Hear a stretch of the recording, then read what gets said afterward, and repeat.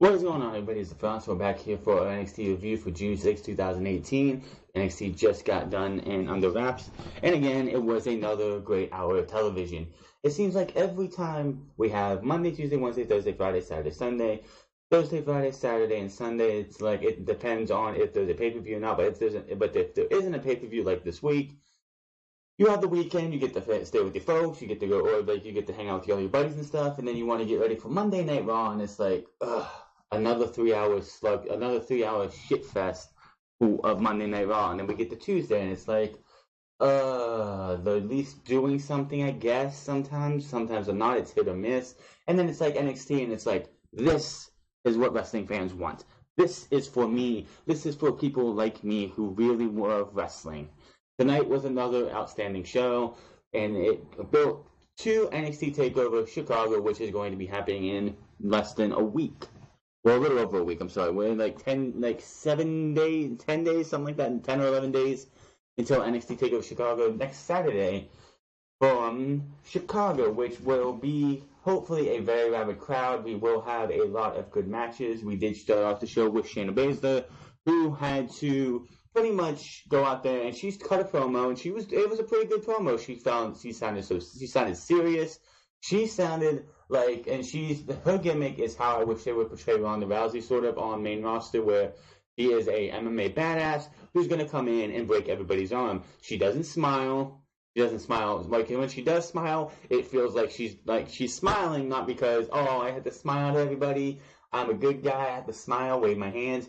She smiles because she knows that she's in her opponent's mind, and she can go and just fuck them over just by looking at them, but staring daggers into their eyes. She has that evil smile on her face. Not that I gotta have both. I had to grit my teeth, I had to show my teeth, and I had to have this fake smile on. And she is the quintessential real bully of NXT. But she also has run into NXT's Twisted Sister, who will make her second guess herself as we get closer to NXT TakeOver Chicago. And that match was confirmed tonight, that it will be at TakeOver Chicago, Nikki Cross versus Shayna Baszler. Cannot wait for that match. That should be a good one. It's going to be totally different than what we saw between her and Ember Moon both times, and of course Dakota Kai, which we saw last week. Nikki Cross has no fear, and Nikki Cross will not back down to somebody like Shayna Baszler. What's the quote-unquote bully in Shayna Baszler going to do when someone who is not afraid of her comes face-to-face with her in the middle of the ring for the NXT Women's Championship? Does Nikki Cross have a chance to win the NXT Championship? Hell no, probably not. That's reserved for somebody else. That was the start of the show, and at the end of the show, we had the continuation of the storyline of the year with Tommaso Ciampa and Johnny Gargano. Tommaso Ciampa, of course, came out. No music, which is great. I wonder how long they'll keep that up. I'm pretty sure if he came into the main roster after Chicago, they'd have some kind of shitty-ass music for him, and they'd be like, well, there's Tommaso Ciampa. They ruined him. But not yet. This guy is the heel that WWE's NXT needs. This guy is going to making Johnny Gargano's life a living hell. He's already fractured the relationship and the marriage of Candice LeRae and Johnny Gargano, because Candice is like, I want no part of this. I want Johnny Gargano to stop. There's no reason to do this. You already beat him. And Johnny Gargano's like, I have to finish this in Chicago, where it all started over a year ago, if I'm correct. It was in May last year, wasn't it? Anyway, that is the story we are pretty much telling here. Is that Johnny Gargano, we're at the part of this story. This story has had many chapters between Johnny Gargano and Tommaso Ciampa. There was the early days in NXT when they were both announced for the first Dusty Road Tag Team Classic. I knew who Johnny Gargano was because in 2005 I saw him wrestle Cleveland All Pro Wrestling on Sports Time Ohio, or Fox Sports. I think it was Sports Time Ohio. I saw Johnny Gargano wrestle there. Did I see what I see now? No, he was. That was his rookie year. There was probably glimpses, but I wasn't thinking about wrestling like I did then, like I do now. I had no idea who Tommaso Ciampa was. And fun fact to anybody, when The Undertaker when Undertaker was in the middle of the ring 10, 15 years ago, and a lawyer came down. That was a young Tommaso Ciampa. I don't remember what year it was. That was a young Tommaso Ciampa. It doesn't look like him, but it was. So these guys started off with the Dusty Road Tag Team Classic. They were introduced that way. We knew them as Tommaso Ciampa and Johnny Gargano. This is pre-DIY. Then eventually they become DIY. They are, that is them as, I think they were not jobbers, but they weren't the mainstay of the tag team division yet. They were just there. They weren't even signed to, I don't even think they were actually signed to contracts in WWE. They in NXT. I don't think they were full-time NXT stars for the original Dusty Road Tag Team Classic. They got a chance, they got an opportunity, and they made the best of it, and it's all going to end at TakeOver Chicago. Maybe. I'm sure we could find something else to get these guys past Chicago, but I don't know yet.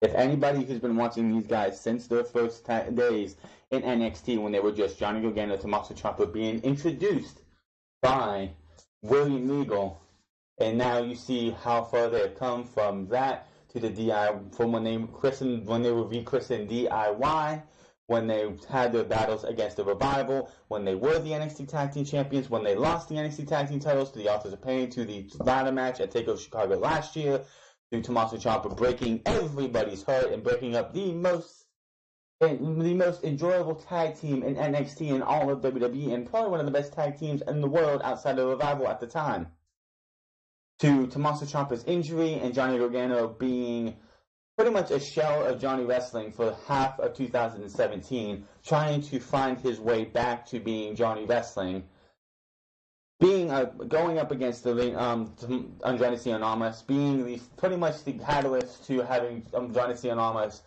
with Zelina Vega beat him down 3-4 times, to having Johnny Gargano have a shot at the NXT Championship and losing.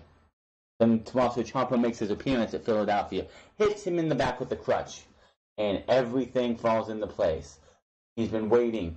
Tommaso Ciampa's been gone for months. He's been waiting and seething and waiting to come back and exact his revenge on a guy who he thought, he knew, he's pretended to be his best friend. He really didn't care for Johnny Gargano. He just was using him to further his career. Well, that portion of his career is over, and now he's going to try and end Johnny Gargano. He tried to end Johnny Gargano at TakeOver in New Orleans. Johnny was going to have none of that and made the guy tap out, and now we have Johnny Gargano with his wife coming out 2 weeks ago, coming out with a neck brace on after 3 weeks before that, getting ultimately destroyed again. His wife trying to talk him into leaving wrestling behind. You need to be done. We want to have a family. If you can't, I don't want to see you be a cripple because of your neck injury, because they're playing off that he has a neck injury. I don't want you to get injured to where if we have a kid, you won't be able to hold them or play with them or anything else. I'm just paraphrasing here. I don't know exactly what their talk was, but he comes out and he's like, "It's worth it. I'm going to take this guy down." She's begging him to stop. She's begging him, "Please don't do this." And then what happens? He calls out Tommaso Ciampa. Referees try to stop everything. He tries to run down and attack him. He gets knocked off. And, of course, he damn near cripples his wife, as Tommaso Ciampa would say tonight. That was where that leads up to tonight. The next wrinkle, the next chapter, the next small paragraph of a chapter, if you want to say that, or chapter of this long-running feud, well over a year. It's too bad this couldn't be during around the same time. It is a little bit over a year later, but it's been more than a year in the making for this to end. And no better place to end this than Chicago. Well, we will talk about that when we get to it, but that was just wanted to talk about that a little bit, where we are with these guys. I will probably talk about this even more in light and do a nice big long talk about this during the NXT TakeOver review, preview and predictions next week, probably on Thursday. But we also had the rubber match of Kairi Sane and Lacey Evans, and Kairi Sane looked absolutely tan tonight. Looked good on her. I'm just going to say that. Looked really good on her. We also had a match set up for next week between EC3 and Cassius Ohno, which honestly I think that's going to be a really good match, and it's not going to be a 2-3 minute squash. Cassius Ohno can hit you really hard, and EC3 can take a beating and come back kicking. We also had a match set up, I believe, 2-3 weeks ago, Danny Burch versus Roderick Strong. This was a pretty decent match until, of course, the finish, where Undisputed Era did make their presence known, and of course, Oney Lorcan and Pete Dunne tried to help even the odds. And TM6 won with the Jobbers, now christened as heels. So the Undisputed Era are not the only heel tag team anymore. The TM6 won, if that's what they're going to be called, because they said that they should be called the Mighty now. Maybe they're going to be the Mighty. Maybe it should be the Mighty 61. That's what TM could stand for, the Mighty 61. I don't know. But of course, like I said, the show started off with the NXT Women's Champion, Shayna Baszler. She comes out and says, last week I showed the locker room through Dakota Kai, when you step in this ring, you will be smacked with a hard reality, and that reality is me. I'm tougher and stronger, I'm better, and the strong will always defeat the weak. But there's always got to be one Nikki chants from the crowd. One person in the group who thinks the laws don't apply to them. This time it's Nikki Cross. You let me know. Well, let me tell you, if you ever get in my face, if you ever get in my face again, it's the last thing you will ever do. And then, of course, Nikki Cross makes her way out to the ring. Cross gets in the ring, staring Baszler down, and Baszler says, "You ever pull a stunt like that again? That stunt was a joke. Don't let it get twisted in your sick mind. I am the champion. The only place you are better than me is in that crazy corner, of your brain, and that crazy corner in your brain." Baszler calls her crazy. What are you, crazy? Nikki Cross is just standing there, shaking and, getting really looking really psycho. You ever pull a stunt like that again, I will put you asleep in a heartbeat. She tosses the mic at Cross, who says, "Do it, Shayna. Do it." And she just does. She says, "Do it, do it, do it, do it," over and over and over again. Crowd chants, "Do it," as well. Until she's begging her to do it. She wants her to put her to sleep, just playing mind games with her. Shayna Baszler don't know what the fuck to do. Raises the title and says, "I'm the champ," and Cross makes her flinch, does a little, little scaring tactic thing, makes her flinch a little bit, then Baszler shoves Cross, who just jumps on her and starts beating the fuck out of her. She's beating the stuffing out of her. Cross goes for the title, and Baszler with a right to Cross, who she tosses out of the ring. Cross gets back in the ring, Cross bodies Baszler, sending her to the outside, and Cross again has the title in possession, but then she just shoves it away, and it's like, you know what? I'll wait till takeover. And Baszler grabs her title and just backs off, scared as fuck. What is with this woman? She is a scary little peon, if you want to say. But I can't wait to see that match, just because it's going to be way different than anything we've seen Shayna Baszler in, because Nikki Cross honestly gave Asuka, as NXT Women's Champion, her best match ever. That last woman standing match last year was brutal. This isn't going to be anything more than just a single one-on-one match, but I can see these two tearing the house down, and it's going to be a barn burner, and these two are going to probably beat the fuck out of each other. Because Shayna Baszler is a legitimate badass, and Nikki Cross is not afraid of shit. So look forward to that match.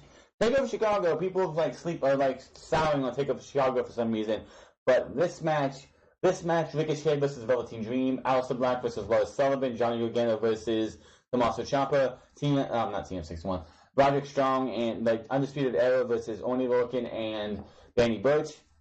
That's 5 matches right there, and I don't know if they're going to have a 6th one, but that's 5 matches right there that all could be great, are going to be great matches. Just my opinion. TM61 versus some jobbers. Winners of TM61 with a really nasty looking running elbow to the back of one of the jobbers' heads. I didn't get their names, didn't really care. Post-match, they say, "We've proven we are the best in NXT." They name the Heavy Machinery, the Street Profits. They beat them. This is right here. This is about winning, and we will win against War Raiders, against Undisputed Era, if they were man enough to get in the ring with us. So they're calling out every single tag team. From now on, each team should kneel down and call us the Mighty. So TM61 really didn't. they're really good in the ring. It's just let's see what they can do as heels. Facing jobbers really does nothing for me. I don't really care about jobbers. Doesn't really show you how good you really are. I hate the fact that WWE still has to use jobbers. I know why they do it, to try and get sight. For baby faces, they really don't half the time. Or like if they have a baby face a jobber, it'll be somebody from like if you're in Florida, it's gonna be somebody from Boston or somebody from New York, just to rile up the crowd to want the babyface to beat them. Same opposite way for the heel, they'll face somebody from there. Don't really care about jobbers. It doesn't do anything for me. But TM61, let's see what they do. Has TM61 had a tag team title match since they've been in NXT? I know they were injured. I think it was Shane Thorne was injured for an entire year. But it's going to be interesting to see what they do, especially since TM61 are heels now, and the Undisputed Era are a heel tag team. I kind of think if you put those two teams together in a tag team match at TakeOver Brooklyn, I'm pretty sure TM61 would be the heels and the Undisputed Era would be the babyfaces, guaranteed. Speaking of the Undisputed Era, we had Danny Burch versus Roderick Strong. This was a really great match. Bell rings and we are underway. Collar and elbow tie up, and Strong wrestles Burch to the mat. Burch counters, then hammerlock into the arm wringer, which that's what Nigel McGuinness said. Arm wringer. That's what I'm going to go with. Strong with the counter, Burch with the early advantage, test of strength, which Burch gets the better of. Another arm wringer on Strong. Strong sends Burch into the apron, kicks to Burch's chest as he comes back in, trying to come back inside. Strong takes over and applies a fish hook on Burch after he puts him in the crossface for a little minute. I gotta tell you, that fish hook, I've actually had someone apply a fish hook to me. That stuff is not fun. That thing is you're like, oh, that doesn't hurt, does it? I'm telling you right now, put some, like a fish hook in your face actually fucking hurts. I know it for a fact. Strong with some chops to Burch's chest. Roderick Strong, I will say this, if anyone watched the Greatest Royal Rumble, you saw what Daniel Bryan's chest looked like. Roderick Strong has some of the nastiest, meanest, horrible chops that you could ever feel. This dude will chop you down. You could be a tree stump and he will just chop and just cut you down with those chops. He has got some of the nastiest chops I've ever seen. Backbreaker number 1, pendulum backbreaker for a 2 count. Strong with the front face lock on Burch right after. He gets 1-2, pops right up and puts him in a front face lock. Burch fights out and eats a drop kick by Strong. Strong also does have a very nice drop kick, just want to say that. He gets a 2 count, then a drop kick to the back to Burch. Abdominal stretch on Burch, but not for long. Burch gets out and sends Strong to the outside. Back inside and Strong misses a knee to the turnbuckle, and Burch with a headbutt, sending both men down. WWE has this whole concussion problem. WWE's had many concussion lawsuits. Can headbutts be taken out of WWE? Seriously. There is absolutely no reason in 2018. Drew McIntyre does it. Danny Burch does it. Headbutts do not need to happen anymore. Oh, you're personifying WWE. You're personifying wrestling. No, WWE has had this whole thing about saying, we don't want concussions in our thing anymore. Daniel Bryan was out for 3 years with concussions and he doesn't even do the flying headbutt anymore. Can we get rid of the headbutt? Because it makes me cringe every time someone does it, because it's not something I want to see in wrestling nowadays. Just a little nitpick there, but it's like we need to see the headbutt just be erased. Yes, there's times where a head's going to collide on accident, but deliberately hitting your head into somebody's head and someone else's head is not a smart idea, and you can actually really hurt yourself alone completely. Seriously.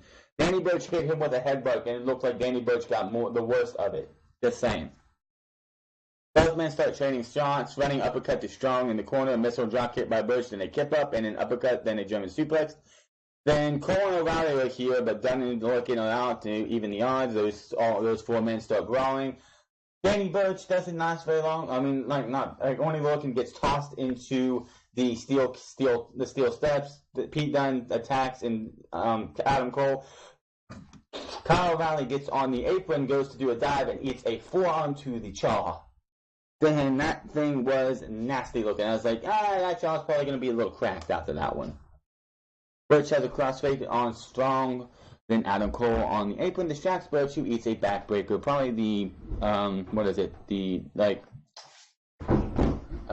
end of Heartache backbreaker. for the 3 count, and Roderick Strong is your winner. Roderick Strong is celebrating, happy he won his match, and Pete Dunne is behind him. He turns around, screams, and immediately sees Pete Dunne, and he's like, oh shit. In the ring, and he lays waste to Roderick Strong. Forearm goes for the bitter end, but O'Reilly with a title to the knee of Pete Dunne. Then he gets the end of Hardick, laying him out, and that was that. In the back, we see Cassius Ohno. He's getting photos in his boxing little robe because he's the knockout artist. So we got to play him up as being some kind of like boxing guy, whatever.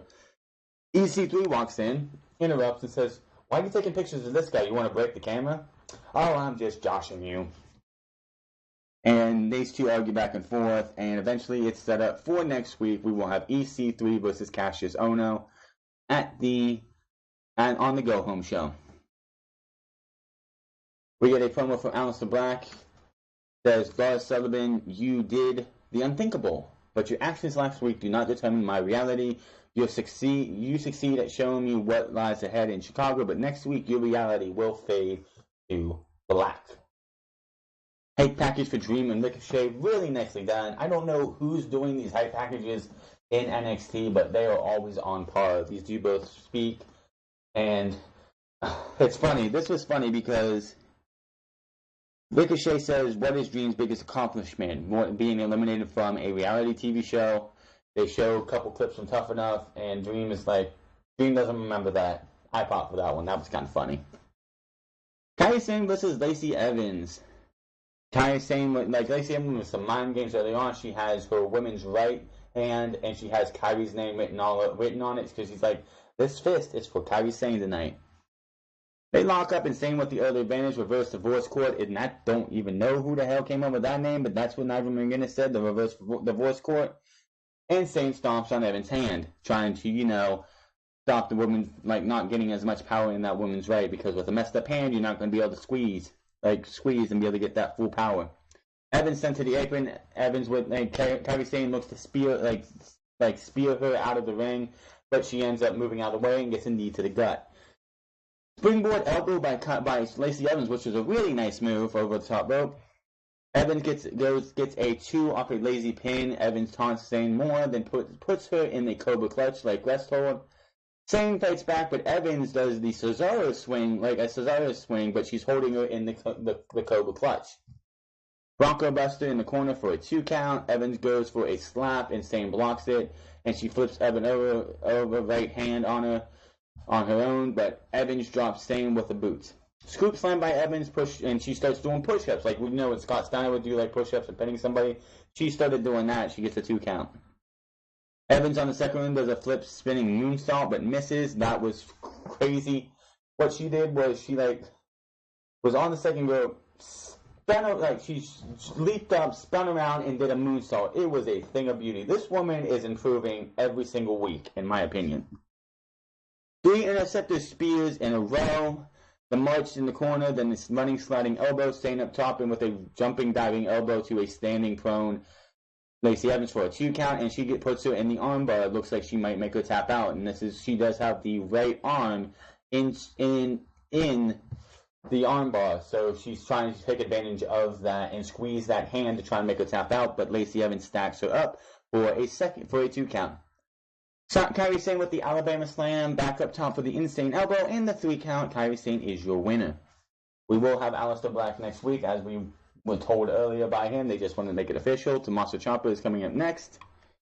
Ciampa showered in booze, not as loud as usual. You can definitely tell this was probably the next to last taping they did for NXT. I know they had 5 this time, so I feel like they did 4 in 1, which makes no sense because the boos were there, and the "you suck" chants were there. They just weren't as loud, and half the people you would see in the crowd, and you wouldn't see half the crowd chanting "you suck" or anything.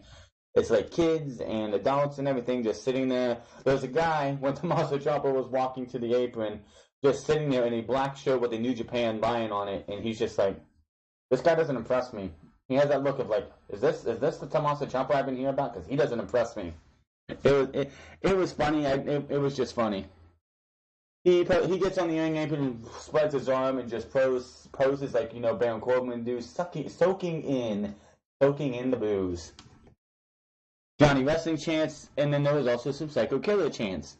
He sits on the top turnbuckle as you tapped out chants from the crowd. He says, fact is, you all gave up on me long before I gave up on you, and don't you forget it for one damn second. You tapped out, you disgust me. He says, 1 week ago, he continues to say, but asshole chants in the crowd. Listen, I'm going to talk, and you guys can do one of two things. You can all shut up and listen. Or just keep talking and listen anyway. I don't really care. Love this. I love this stuff. This stuff is great. You still suck chance. It's awesome, he says. Johnny Wrestling, Psycho Killer. Spare me those Psycho Killer that Psycho Killer bull crap. And two, let's talk about Johnny Gargano. He came out here last week and made it all about him. There was a match going on between EC3 and I think it was Fabian Eichner. And what does he do? He comes out and steals EC3's spotlight. Will we see that? I wonder if that's going to play a factor into the match. I know it would be a terrible thing, but could we see EC3 and Johnny Gargano in a feud? I don't know. It's just, why would they pick that time of the show to have Johnny Gargano come out? He made it all about himself because he always has to. You suck chance. Johnny had to announce himself to the entire world, signing his contract. Johnny Wrestling has become Johnny Badass, I guess.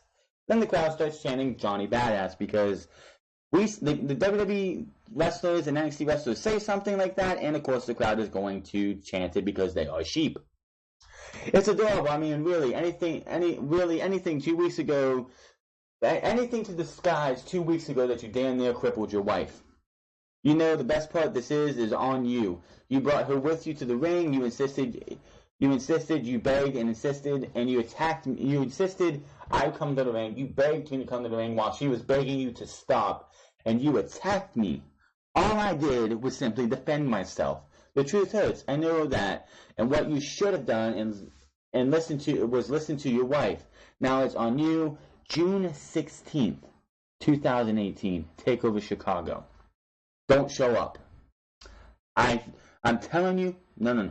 I promise you, this whole Johnny Wrestling fairy tale will end, and it won't be a happy ending. Your wife is broken, and you will be broken.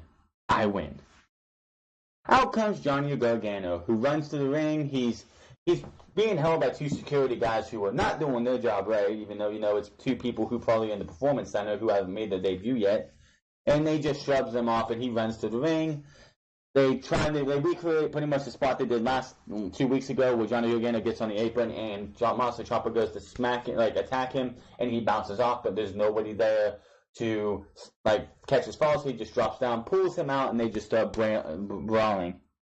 He gets back into the ring, throws him back into the ring. He's all over Ciampa again, and security and refs trying to hold him off, and he dives through the rope, sending Ciampa into the barricade.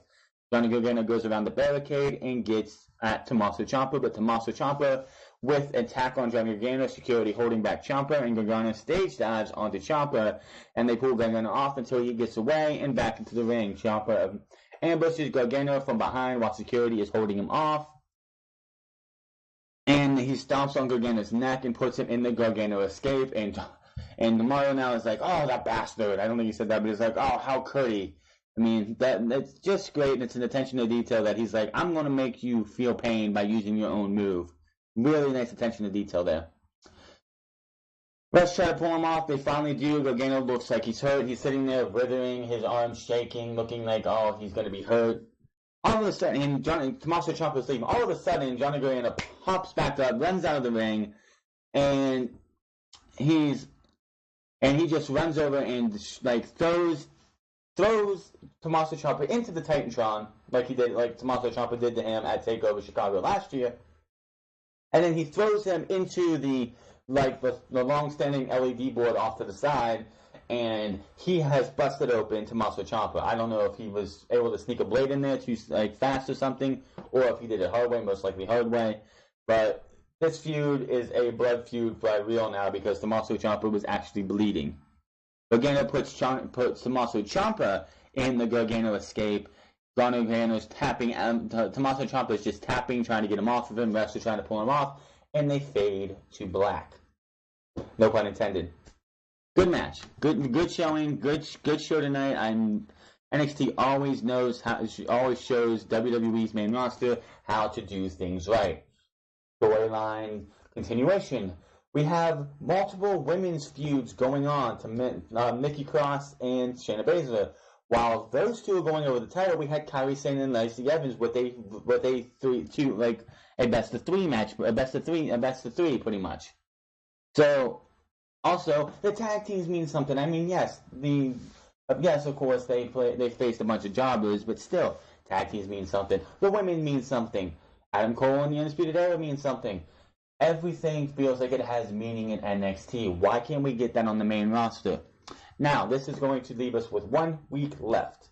I don't think any more matches are going to be named. We have Adam Cole does not have a match yet. We have Aleister Black versus Lars Sullivan. We have Shayna Baszler versus Nikki Cross. We have the Undisputed Era, Roderick Strong and Kyle O'Reilly versus Oney Lorcan and Danny Burch. And we have Ricochet versus Velveteen Dream and Johnny Gargano versus Tommaso Ciampa in a street fight. There ain't much more you need from that. Is it going to be a bummer to see Adam Cole not on TakeOver as far as we know?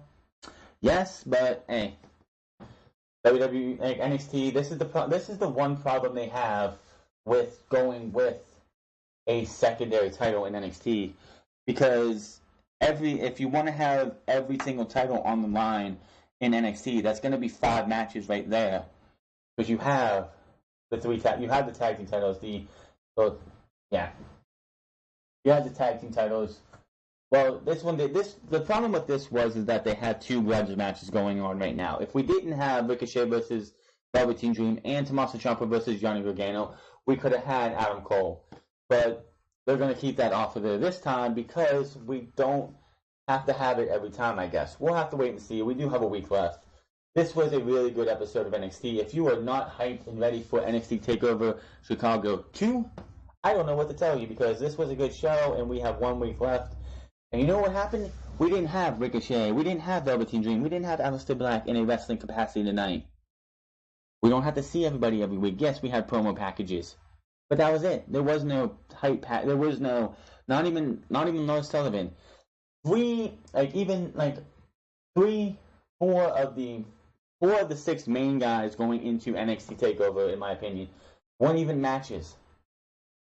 Yes, we'll just have to wait and see, but this is going to be an interesting last week. We're going to have Cassius Ohno versus EC3, which I think is going to be a really good match, and we're going to have Aleister Black probably have a face-to-face with Lars Sullivan. I have no idea what's going to happen, but we have 1 week left to go, and I'm excited. I hope you are too. My name is LaFrance. Make sure to hit that subscribe button, comment down below, like this video, hit that bell for all notifications. Follow me on Twitter at LaFrance. Follow me on twitch.tv/LaFrance08, and I will see you this weekend for Unscripted. Until then, my name is LaFrance, and you guys have a good one.